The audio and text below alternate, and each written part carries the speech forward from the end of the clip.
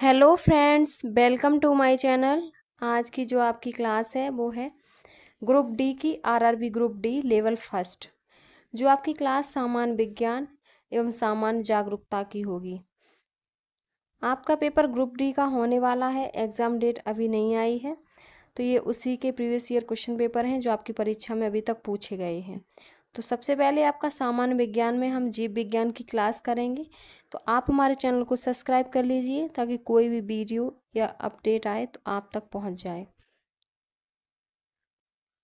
तो आज की आपकी जो पहली क्लास है वो है जीव विज्ञान की, बायोलॉजी की। ये आपकी ग्रुप डी की हमारे चैनल पे आज पहली क्लास है। और आज जो आप सबसे पहला जो टॉपिक है जीव विज्ञान में वो है जीव विज्ञान की प्रमुख शाखाएं। तो आपका पहला जो क्वेश्चन है वो है जीवाश्मों के अध्ययन को क्या कहा जाता है। ऑप्शन है पुराजैविकी, जीवाश्म विज्ञान, वर्गीकरण और पुरावनस्पति शास्त्र। ये आपका क्वेश्चन 25 सितंबर 2018 को शिफ्ट सेकंड में पूछा हुआ है। तो इसमें जो आपका राइट ऑप्शन होगा वो है जीवाश्म विज्ञान। जीवाश्मों के अध्ययन को हम जीवाश्म विज्ञान कहते हैं। और प्राचीन काल के जानवरों, पौधों एवं अन्य जीवों के संरक्षित अवशेषों या चिन्हों का अध्ययन जीवाश्म विज्ञान कहलाता है। और मानव शास्त्र या मानव विज्ञान का अध्ययन नृ विज्ञान। तो पुरातत्व विज्ञान क्या होता है? तो मानव संस्कृति के विकास क्रम को समझने एवं उसकी व्याख्या करने का कार्य करता है, तो पुरातत्व विज्ञान कहलाता है। नेक्स्ट क्वेश्चन है बायो सिस्टमैटिक्स का उपयोग क्या है। तो बायो सिस्टमैटिक्स का उपयोग होता है अध्ययन के सभी क्षेत्रों से विभिन्न मानकों की समग्रता पर उनके विकासवादी इतिहास और उनके फाइलोजेनी की स्थापना के आधार पर जीवों का वर्गीकरण। ये बायो सिस्टमैटिक्स का उद्देश्य है। आपका डी ऑप्शन करेक्ट है। दूसरा आपका जो टॉपिक है वो है कोशिका सिद्धांत, संरचना एवं कार्य। कोशिका सिद्धांत, संरचना, कार्य। इसमें है पहला जंतु कोशिका, एनिमल सेल। तो इसमें पहला क्वेश्चन है आपका, पहला क्वेश्चन है कोशिका में 6 कार्बन वाले अणु, ग्लूकोज के 3 कार्बन वाले अणु, पाइरूवेट में विखंडन की प्रक्रिया कहाँ पर होती है। ऑप्शन है कोशिका द्रव्य, माइटोकॉन्ड्रिया, हरित लवक और गोल्जी कॉय। तो इसमें जो आपका राइट ऑप्शन है, इसमें आपका जो राइट ऑप्शन है वो है कोशिका द्रव्य में होते हैं। ए ऑप्शन आपका करेक्ट है। कोशिका में 6 कार्बन अणु, ग्लूकोज के 3 कार्बन वाले अणु, पाइरूवेट में विखंडन की प्रक्रिया कोशिका द्रव्य में होती है। कोशिका द्रव्य एक जेली जैसा पदार्थ है जो कोशिका झिल्ली एवं केंद्र के बीच पाया जाता है। कोशिका के अन्य संघटक अथवा कोशिकांग कोशिका द्रव्य में ही पाए जाते हैं, जैसे माइटोकॉन्ड्रिया, गोल्जी कॉय, राइबोसोम इत्यादि। नेक्स्ट क्वेश्चन है आपका, नेक्स्ट है कोशिका के केंद्रक के अतिरिक्त निम्न में से किन दो कोशिकांगों के अपने डीएनए और राइबोसोम होते हैं। ऑप्शन है लवक और माइटोकॉन्ड्रिया, लवक और गोल्जी कॉय, माइटोकॉन्ड्रिया और गोल्जी कॉय, माइटोकॉन्ड्रिया और लाइसोसोम। तो राइट ऑप्शन है लवक और माइटोकॉन्ड्रिया। लवक और माइटोकॉन्ड्रिया कोशिकांगों के अपने डीएनए और राइबोसोम होते हैं। लवक पादप कोशिकाओं के कोशिका द्रव्य में पाए जाने वाले गोल या अंडाकार रचना है। इनमें पादपों के लिए महत्वपूर्ण रसायनों का निर्माण होता है। जीवाणु, नीलहरित शैवालों को छोड़कर शेष सभी सजीव पादप एवं जंतु कोशिका के कोशिका द्रव्य में अनियमित रूप से बिखरे हुए दोहरी झिल्ली आबंध कोशिकाओं को सूत्रकणिका या माइटोकॉन्ड्रिया कहते हैं। तो आपका ए ऑप्शन करेक्ट है, लवक और माइटोकॉन्ड्रिया। नेक्स्ट क्वेश्चन है आपका, नेक्स्ट है नीचे दी गई कोशिका को पहचानिए। तो ये जो डायग्राम दिया है ये किसकी कोशिका है? वृक्क कोशिका, पेशी कोशिका, अस्थि कोशिका और तंत्रिका कोशिका। कौन सी है? तो ये तंत्रिका कोशिका है। डी ऑप्शन आपका करेक्ट है। नेक्स्ट क्वेश्चन है आपका,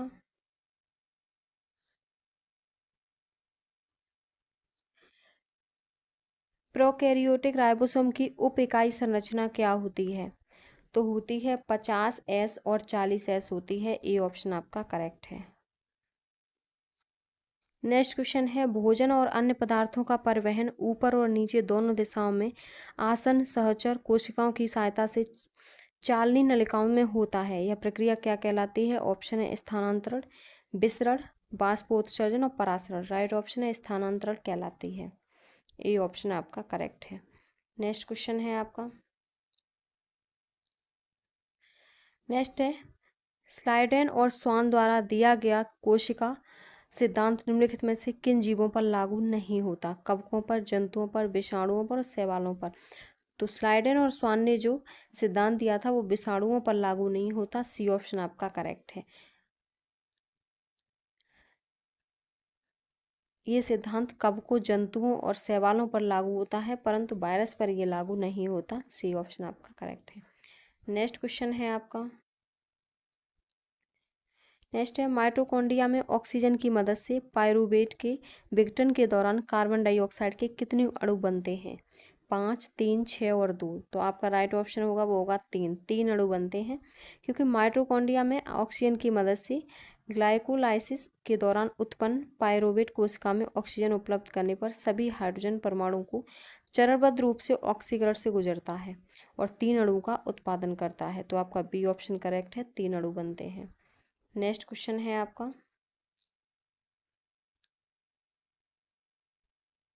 अगला क्वेश्चन है निम्नलिखित में से किस कोशिकीय घटक को कोशिका के प्रोटीन के कारखाने के रूप में जाना जाता है? राइबोसोम, गोल्जी को, माइटोकॉन्ड्रिया, हरित लवक। तो कोशिका का प्रोटीन के कारखाना तो राइबोसोम को कहते हैं। ए ऑप्शन आपका करेक्ट है। और हम माइटोकॉन्ड्रिया को कोशिका का पावर हाउस कहते हैं। तो आपका ए ऑप्शन करेक्ट है। और जिस प्रक्रिया से राइबोसोम प्रोटीन उत्पादन करता है उसे हम ट्रांसलेशन कहते हैं। ए ऑप्शन करेक्ट है। नेक्स्ट क्वेश्चन है आपका, नेक्स्ट है हड्डी की कोशिकाएं एक कठोर मैट्रिक्स में सन्निहित होती हैं जो किसकी बनी होती हैं? ऑप्शन है फ्लोराइड और कैल्शियम, कैल्शियम और फास्फोरस। नेक्स्ट ऑप्शन है, अगला ऑप्शन है फास्फोरस और पोटेशियम कैल्शियम। तो राइट ऑप्शन है बी, कैल्शियम और फास्फोरस की ये हड्डियां मैट्रिक्स में जो सन्निहित होती हैं वो बनी होती हैं और हड्डियों के ऊतकों की कठोरता के लिए यही यौगिक जिम्मेदार होते हैं। तो आपका बी ऑप्शन करेक्ट है। नेक्स्ट क्वेश्चन है, अधिकांश कोशिकीय प्रक्रियाओं के लिए ऊर्जा मुद्रा क्या होती है? तो ऊर्जा मुद्रा एटीपी होती है। बी ऑप्शन आपका करेक्ट है। एटीपी एक जटिल कार्बनिक रसायन होता है एवं यह जीवित कोशिकाओं आदि में पाया जाता है। यह जीवित कोशिकाओं में कई प्रकार की अलग अलग प्रक्रिया के चलने के लिए ऊर्जा आदि प्रदान करने का कार्य करता है, जैसे कि आवेग प्रसार, मांसपेशियों का संकुचन, रासायनिक संश्लेषण आदि। नेक्स्ट क्वेश्चन है आपका, नेक्स्ट है ईस्ट कोशिकाओं द्वारा अवायवीय किण्वन की भांति ऑक्सीजन की अनुपस्थिति में पायरूवेट किस में परिवर्तित हो जाता है? तो ये ethanol plus carbon dioxide plus ऊर्जा में परिवर्तित हो जाता है। ये सभी आपके प्रीवियस ईयर क्वेश्चन पेपर हैं, इंपॉर्टेंट है, जो आपके अभी तक पूछे गए हैं। नेक्स्ट आपका क्वेश्चन है,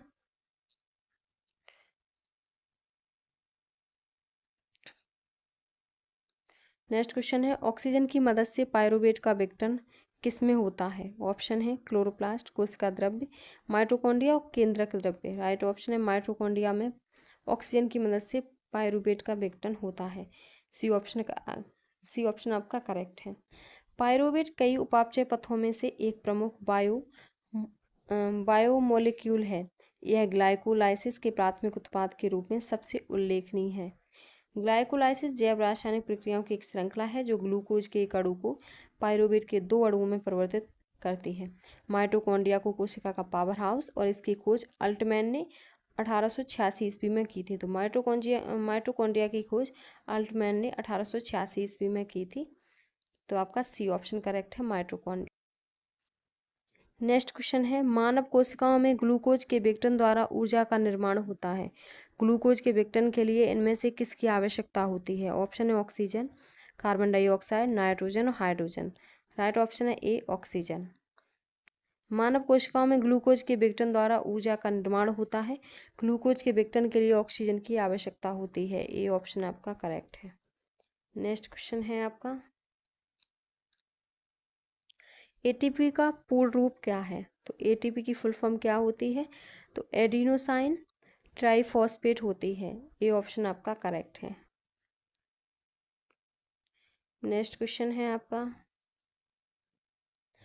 नेक्स्ट है कोशिकीय श्वसन का पहला चरण जिसमें 6 कार्बन अणु वाले ग्लूकोज का 3 कार्बन अणु वाले पायरूवेट में विघटन होता है किस कोशिकाओं में घटित होता है? ऑप्शन है आपके केंद्रक, लाइसोसोम, कोशिका द्रव्य और माइटोकॉन्ड्रिया। राइट ऑप्शन है सी, कोशिका द्रव्य।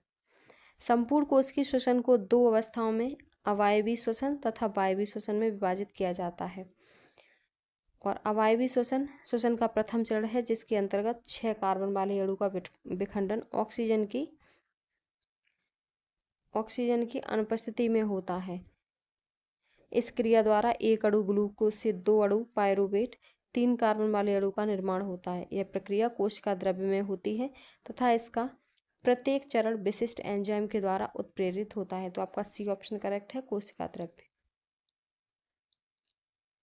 नेक्स्ट क्वेश्चन है, निम्नलिखित में से कौन सा कोशिकीय घटक अधिकांश प्राक केंद्रकियों में मौजूद नहीं होता? तो वो आपका केंद्रक झिल्ली होती है जो इसमें मौजूद नहीं होती। बी ऑप्शन आपका करेक्ट है।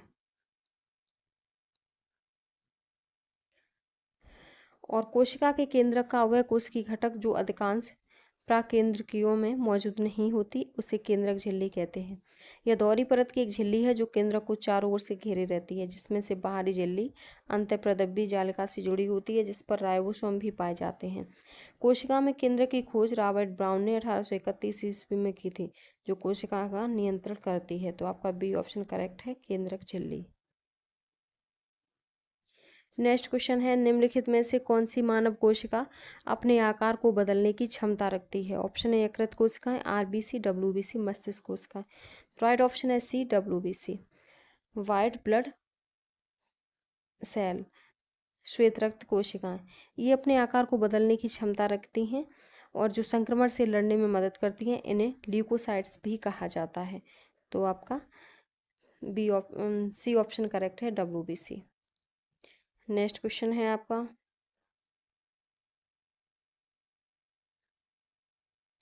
नेक्स्ट है, कशेरुकियों की यकृत कोशिकाओं में एसईआर द्वारा कौन सा महत्वपूर्ण कार्य किया जाता है?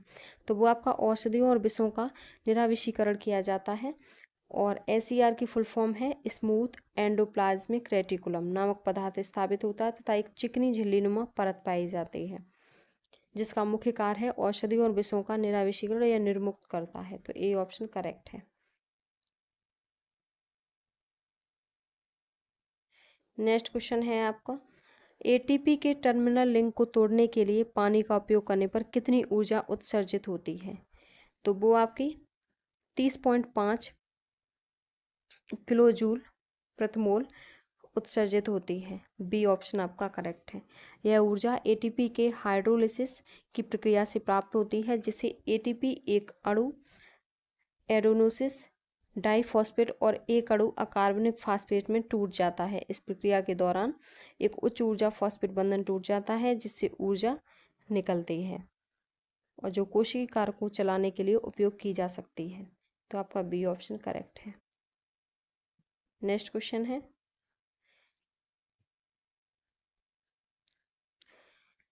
प्राक केंद्रकीय कोशिका की कुछ विशेषताओं का उल्लेख नीचे किया गया है। दिए गए विकल्पों में से गलत विकल्प का चयन कीजिए। झिल्लीबद्ध कोशिकाओं की मौजूदगी, अत्यधिक छोटा आकार, एकल गुणसूत्र और इसका नाभिकीय क्षेत्र केंद्रकाभ होता है। तो जो गलत विकल्प है वो आपका ए, झिल्लीबद्ध कोशिकाओं की मौजूदगी। ए ऑप्शन आपका करेक्ट है। प्राक केंद्र की कोशिका की प्रमुख विशेषताएं ये अत्यधिक छोटे आकार की एकल गुणसूत्री होती हैं, इसका नाभिकीय क्षेत्र केंद्रकाभ कहलाता है। लेकिन प्राक केंद्र की जीव प्रोकैरियोटिक ऐसे जीवों को कहा जाता है जिनकी कोशिका झिल्ली बंद केंद्रक में नहीं पाई जाती। तो आपका ए ऑप्शन करेक्ट है। नेक्स्ट क्वेश्चन है, निम्नलिखित में से कौन सा कोशिकांग केवल पशु कोशिका में पाया जाता है? ऑप्शन है lysosome, Golgi body, centrosome, ribosome. Right option है ए, लाइसोसोम। लाइसोसोम जंतुओं की कोशिका में मुख्यतः पाया जाता है। इसकी खोज वर्ष 1955 में डी रुबे ने की थी। इसका प्रमुख कार्य कोशिका में एंडोसाइटोसिस द्वारा लाए गए प्रोटीन तथा अन्य पदार्थों का पाचन है। भोजन की कमी के समय लाइसोसोम साइटोप्लाज्म में स्थित प्रोटीन, लिपिड तथा कार्बोहाइड्रेट का पाचन करता है। इसी कारण इसे आत्महत्या की थैली कहते हैं। तो हम लाइसोसोम को आत्महत्या की थैली भी कहते हैं। आपका ए ऑप्शन करेक्ट है।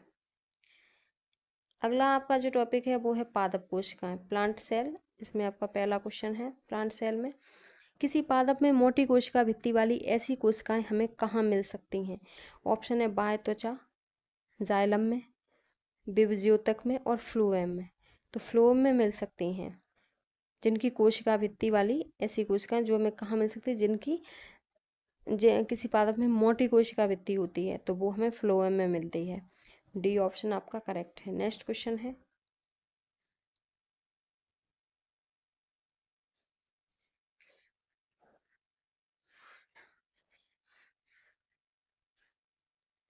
क्वेश्चन है, जब आप किसी पादप कोशिका, कवक कोशिका या जीवाणु कोशिका को एक अत्यधिक तनु बाह्य माध्यम में रखते हैं तो पादप कोशिका या कवक कोशिका जल को अवशोषित करेगी किंतु फटेगी नहीं, जबकि जंतु कोशिका फट जाएगी। तो पादप कोशिका का कौन सा भाग उसे आने वाले जल के दाब का सहन करने में सहायता करता है? ऑप्शन है केंद्रक, कोशिका द्रव, प्लाज्मा झिल्ली और कोशिका भित्ति। तो इसमें कोशिका भित्ति होती है, सेल वॉल। डी ऑप्शन आपका करेक्ट है, ये मदद करता है। नेक्स्ट क्वेश्चन है आपका, नेक्स्ट है पादप कोशिकाओं में मौजूद किसकी मात्रा संचरण को सुगम बनाने के लिए कोशिकाओं की संरचना में परिवर्तन कर देती है? ऑप्शन है जल, विद्युत रासायनिक स्पंदों, हार्मोन और प्रोटीन। तो जल, पादप कोशिकाओं में मौजूद जल की मात्रा संचरण को सुगम बनाने के लिए कोशिकाओं की संरचना में परिवर्तन कर देती है। ए ऑप्शन आपका करेक्ट है, जल। नेक्स्ट क्वेश्चन है, निम्नलिखित में से कौन सा शब्द जल के अणुओं की एक वर्णतः पारगम्य झिल्ली के आर पार गति का वर्णन करता है? आपके ऑप्शन है स्थानांतरण, बहे, कोशिकता, विसरण और परासरण। राइट ऑप्शन है डी, परासरण। डी ऑप्शन सही है, परासरण। जल के अणुओं का एक अर्ध पारगम्य झिल्ली के माध्यम से उच्च सांद्रता वाले क्षेत्र से निम्न सांद्रता वाले क्षेत्र में संचालन परासरण कहलाता है। इसके विपरीत विसरण में निम्न सांद्रता से उच्च सांद्रता की ओर संचालन विसरण कहलाता है। परासरण में कण केवल एक दिशा में प्रभावित होते हैं, जबकि विसरण में विलाय और विलेय दोनों के कण विपरीत दिशा में चलते हैं। तो आपका डी ऑप्शन सही है, परासरण। नेक्स्ट क्वेश्चन है, रंगहीन लवक क्या कहलाते हैं? ऑप्शन है ल्यूकोप्लास्टिड, एपिकोप्लास्टिड, क्रोमोप्लास्टिड और क्लोरोप्लास्टिड। तो रंगहीन लवक होते हैं वो ल्यूकोप्लास्टिड कहलाते हैं। यह केवल पादप कोशिकाओं में पाए जाते हैं। यह 3 प्रकार के होते हैं, हरित लवक, अवर्डी लवक और वर्डी लवक। तो आपका ए ऑप्शन सही है, ल्यूकोप्लास्टिड। नेक्स्ट क्वेश्चन है आपका,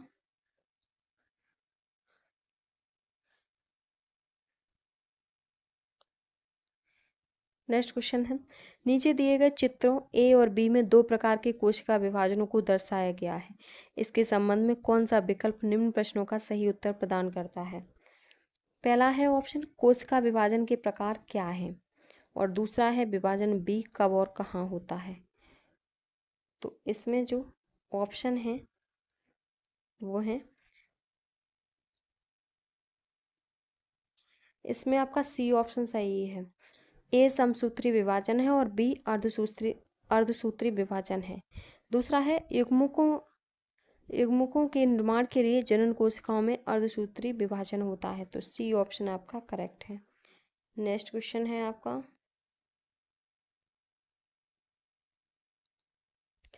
अगला क्वेश्चन है,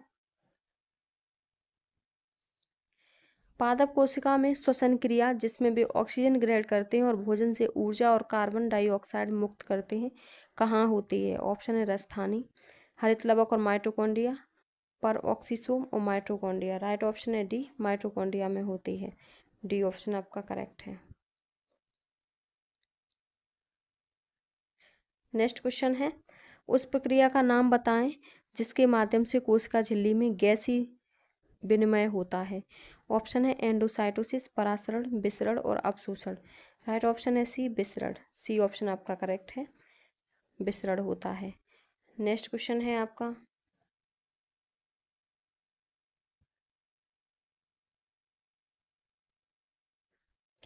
निम्नलिखित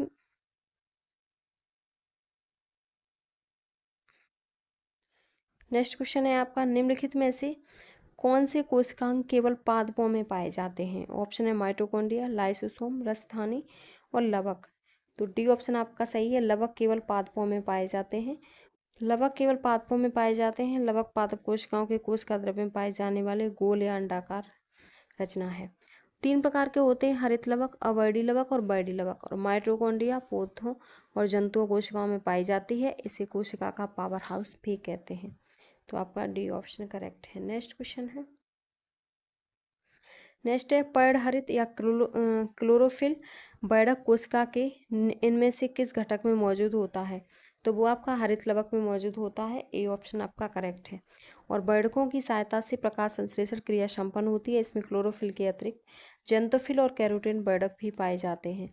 ए ऑप्शन करेक्ट है। नेक्स्ट क्वेश्चन है आपका,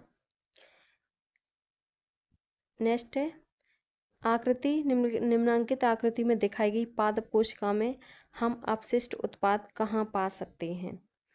तो आपके जो ऑप्शन है कहाँ पा सकते हैं, तो पहला है 1 2 3 4 आपके ये दिए गए हैं। तो पहला है पहले में, दूसरे में, तीसरे में और चौथे में। तो इसमें जो आपका राइट ऑप्शन होगा तो वो सी में पा सकते हैं, तीसरे में, यहाँ। तो ये आपके यहाँ पा सकते हैं, यहाँ, ये यहाँ हम अपशिष्ट उत्पाद यहाँ पा सकते हैं तीसरे नंबर में। नेक्स्ट क्वेश्चन है आपका,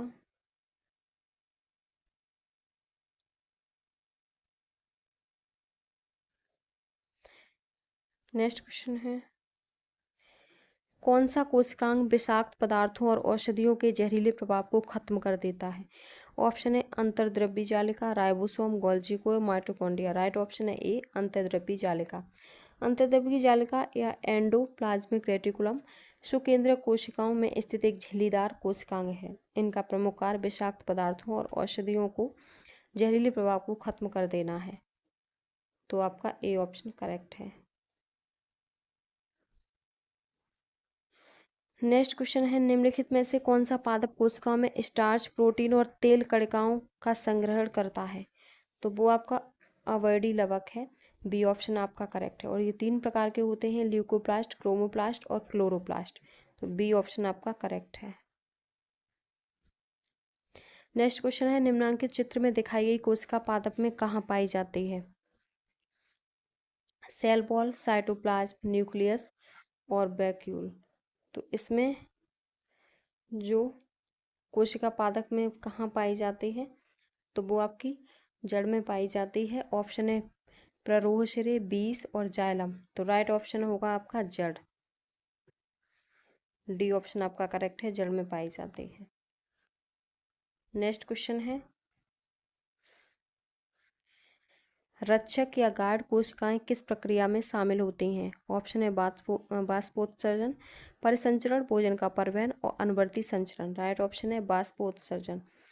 बाष्पोत्सर्जन की प्रक्रिया में शामिल होती हैं ये कोशिकाएं पत्तियों, तने और अन्य अंगों के बाह्य त्वचा में स्थित विशेष कोशिकाएं होती हैं जिनका उपयोग गैस के आदान प्रदान को नियंत्रित करने के लिए किया जाता है। तो आपका ए ऑप्शन करेक्ट है। नेक्स्ट क्वेश्चन है पादप कोशिकाओं में कोशिका भित्ति क्यों पाई जाती है? ऑप्शन है क्योंकि कोशिका भित्ति विभिन्न पर्यावरणीय कारकों से पादप कोशिकाओं की रक्षा करती है। दूसरा है क्योंकि पादप कोशिकाएं सजीव होती हैं। और तीसरा ऑप्शन है, अगला है क्योंकि पादप कोशिकाएं में कोशिका झिल्ली नहीं पाई जाती। और अगला है क्योंकि पादप प्रकाश संश्लेषण के लिए कोशिका इसकी आवश्यकता होती है। तो राइट ऑप्शन है पादप कोशिका भित्ति सेलुलोज और पेक्टिन से निर्मित होती है। कोशिका भित्ति में 2 परतें होती हैं जिनके मध्य लमेला नामक दीवार होती है। कोशिका भित्ति का मुख्य कार्य कोशिका को आकृति प्रदान करना एवं विभिन्न पर्यावरणीय कारकों से प्रोटोप्लाज्म की रक्षा करना। तो आपका ए ऑप्शन करेक्ट है। नेक्स्ट क्वेश्चन है आपका, नेक्स्ट है चालनी पट्टिकाएं कहाँ पाई जाती हैं? तो चालनी जो पट्टिकाएं होती हैं वो फ्लोएम नली कोशिकाओं में पाई जाती हैं। ए ऑप्शन आपका करेक्ट है। और जिसका मुख्य कार्य है पत्तियों द्वारा बनाए गए भोजन को पौधों के अन्य भागों तक पहुंचाना। ए ऑप्शन आपका करेक्ट है। नेक्स्ट क्वेश्चन है आपका अपशिष्ट उत्पादों को पादप कोशिका के अंदर कहाँ संचित किया जाता है? ऑप्शन है गोल्जी कोशिका में, रसधानियों में, लाइसोसोम में, माइटोकॉन्ड्रिया में। तो राइट ऑप्शन है आपका बी रसधानियों में। अपशिष्ट उत्पादों को पादप कोशिका के अंदर रजस्थानियों में संचित किया जाता है। रजस्थानी जंतु और पादप कोशिकाओं की कोशिका द्रव्य में पाई जाने वाली रचना है। तो बी ऑप्शन आपका करेक्ट है। ये आपका क्वेश्चन शिफ्ट थर्ड में 2022 में आपका पूछा गया है। तो ये सब आपके प्रीवियस ईयर क्वेश्चन पेपर है जो आपकी परीक्षा के लिए महत्वपूर्ण रहेंगे। तो आप वीडियो को देखिए। अगर आपको वीडियो पसंद आए तो प्लीज़ हमारे चैनल को like, subscribe, share and comment करें।